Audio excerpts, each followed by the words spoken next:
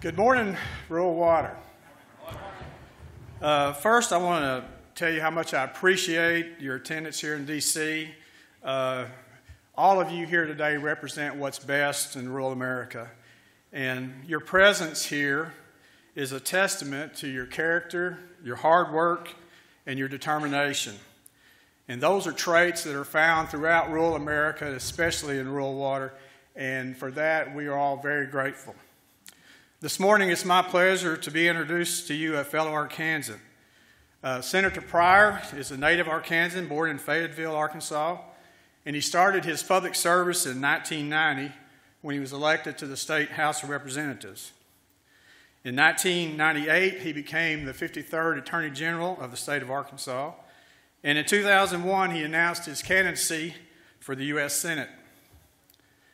I remember one day early on in that campaign, Dennis and I made a call, and the soon-to-be senator met us at a little cafe near ARWA's headquarters in Lone Oak for coffee, and we discussed rural water issues back then. The senator was reelected to the Senate in 2008 without opposition, and currently the senator serves as the chairman of the Appropriations Subcommittee on Agriculture and Rural Development for the 113th Congress. Senator Pryor has always been a great friend of rural water and rural America. He is our neighbor. He's a man that we share coffee with at the little cafe in rural Arkansas. But more importantly, Senator Pryor is a man of character, a man who will do the hard work, and a man who is determined to do what's right. Please help me give a rural water welcome to Senator Mark Pryor.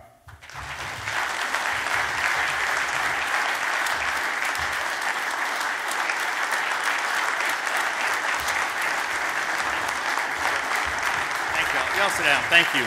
Thank you.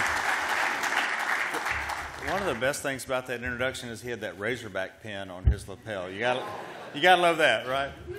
That's right.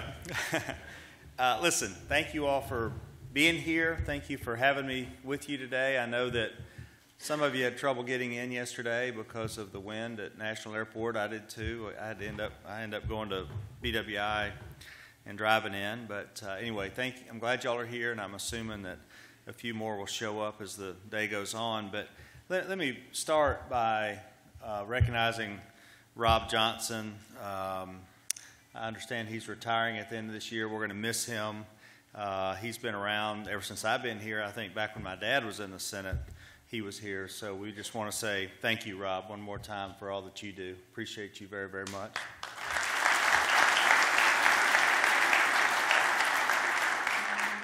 And I know that one of the things that's true in Arkansas, and I think it's true in other places, that one of the phenomenons, I guess, that happens in your home states and home areas is you hire a lot of veterans, and I appreciate that, and I appreciate you all reaching out to that community and trying to make these jobs available to them, and also a lot of the folks in the private sector are starting to do that. There was a big announcement the other day with Walmart, one of our home state companies, going to hire 100,000 veterans, and all that's good, and we need to continue to support these guys after they come home, and I think that's been a challenge that we need to take up and something we need to do.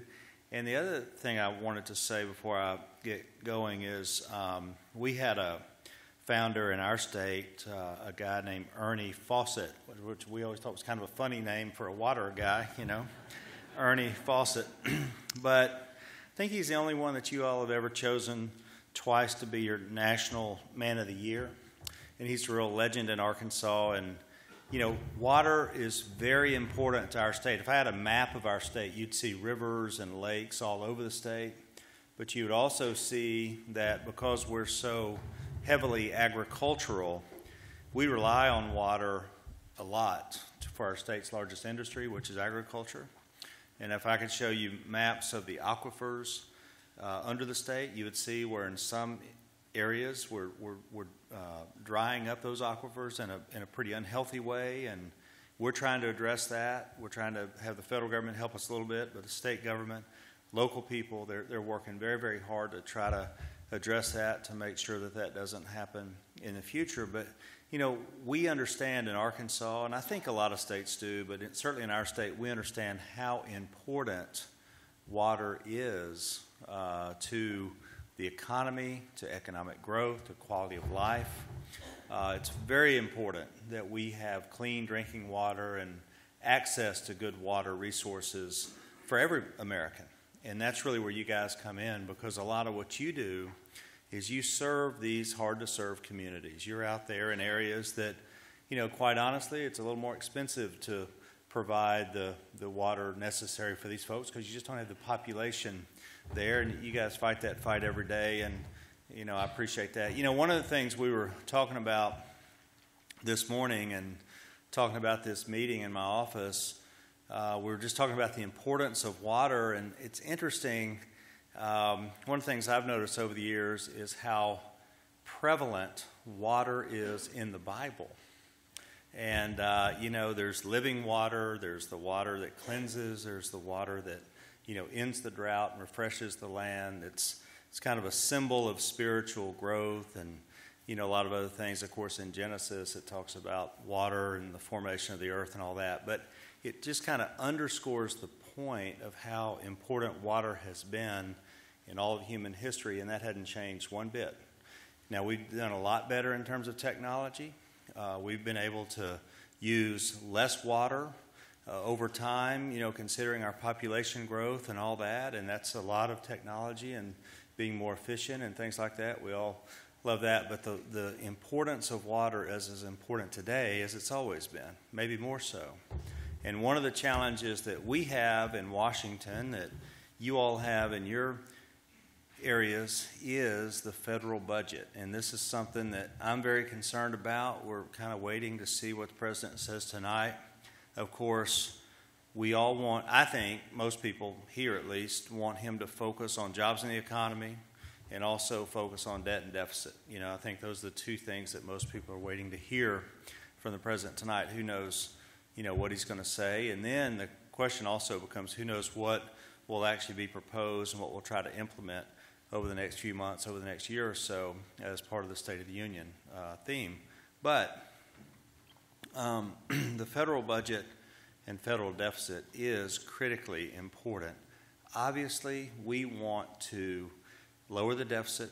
We want to get out of this debt cycle that we're in. Everybody agrees with that. We should do it, but we have to do it in the right way. And I think that a lot of times in Washington, what you hear is there's a whole crowd of people here. All they say is cut, cut, cut. Just cut, cut, cut. Well, I think that's a very unwise way to do it. Because you may have programs, and you guys are the beneficiaries of some of these programs, that work extremely well. They work very, very well. If anything, we need to put more money there, not less. But again, some of the...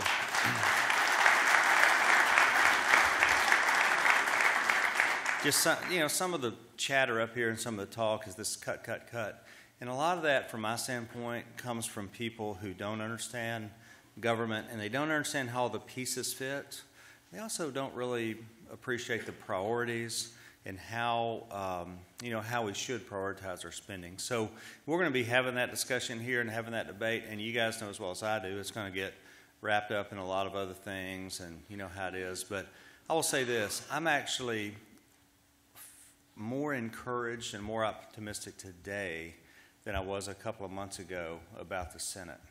And the reason I am is because if you look back over the last, say, 45 days, the big fiscal cliff deal got 89 votes in the Senate, very bipartisan, 89 votes.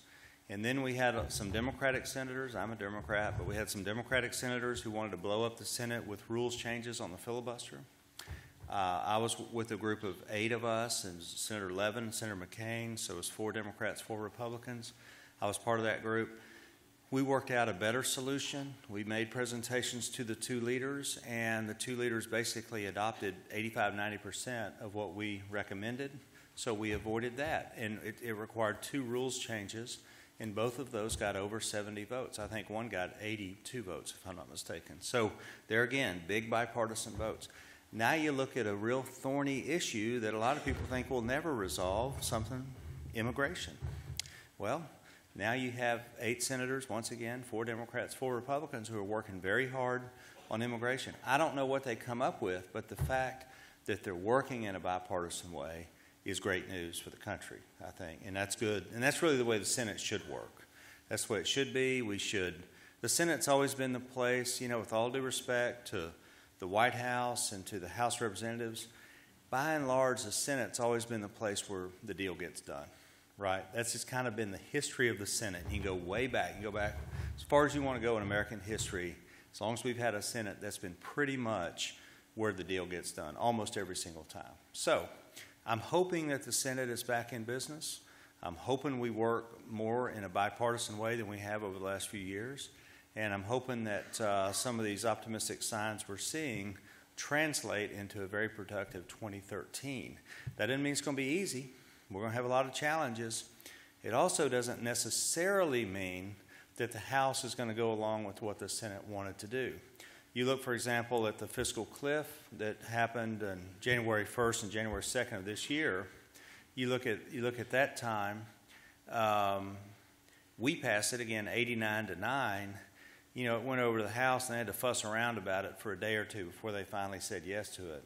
And it was a pretty split vote over there. It wasn't an 89-9 vote over there. It was a pretty split vote, especially on the Republican side. Of less than half the Republicans voted for it. So I think the House is in a very different place than we are, and we'll just have to give it some time and see what Speaker Boehner and the rest of his folks over there are willing to do. But certainly I hope that as we work through all of our fiscal issues, I hope that we remember what's important, and one of the things that's very important is rural water. To me, this is an investment in infrastructure, and I know there's lots of different programs and grants, and some of those are in USDA and some are in EPA and other places, but to me this is an investment in infrastructure, and it's an investment in our future, and it's an investment in rural America.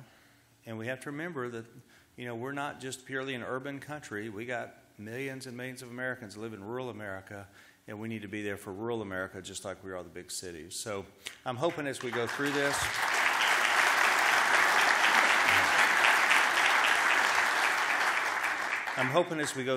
and as we continue to see some of the problems that we have with drought and water shortages and some of those challenges, y'all live in this world every day. You know a lot more about it than most people in the country. I'm just hoping that as we go through all this here in Washington, we'll remember our priorities and remember what's important. So with that, I'm going to get out of y'all's way, but I'll be glad to answer a question or two if y'all have time for that. I'll be glad to. If anyone has a question or a comment, I'd be glad to listen or answer a question if anyone has one. Before I get out of here, I know you all have a full program today, and I'm not trying to monopolize. Anybody want to ask anything? Don't be bashful. Anybody? Anybody?